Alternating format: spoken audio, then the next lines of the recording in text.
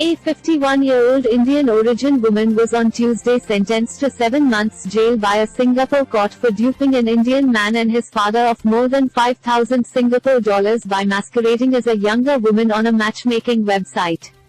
Maliha Ramu had posted a fake profile for a 25-year-old single woman named Keertana on the Tamil matrimony website, Today newspaper reported. Maliha used her relatives' photographs and avoided video calls by saying she worked at an army base overseas and was not allowed to use a camera phone. On Tuesday, she pleaded guilty to 2 cheating charges, with another 3 similar counts taken into consideration for sentencing.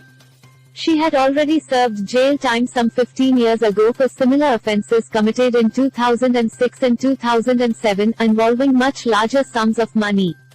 In one case, she befriended victims in India and Australia, promising to marry them but cheating them of 225,000 Singapore dollars instead.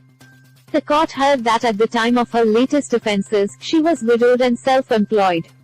In November 2018, the father of her victim, Govindandhanasekaran Murali Krishna, signed up for an account on the matchmaking website to find a partner for his 29-year-old son. When the victim's father contacted her through the website, she asked him to call on her home number and speak to her mother. However, Maliha's mother had died in 2002 and she lived alone. She pretended as Keertana's mother and gave her approval for Govindandhanasekaran to speak to Keertana. From then on, posing as Keertana, Maliha spoke to Govindandhanasekaran through WhatsApp text messages and calls. She told them that she worked as a counsellor at an army base in Australia and was not allowed to use a camera phone. Because of that, she rejected his requests for video calls. She also sent him photographs of her 27-year-old niece-in-law, who works for the Singapore Armed Forces, to lead him to believe this was what Keertana looked like. She led him to believe that Keertana would marry him when she returned from Australia, saying that her employment contract would end in May 2019. But when that date came around, she further lied that her contract had been extended for 3 more months.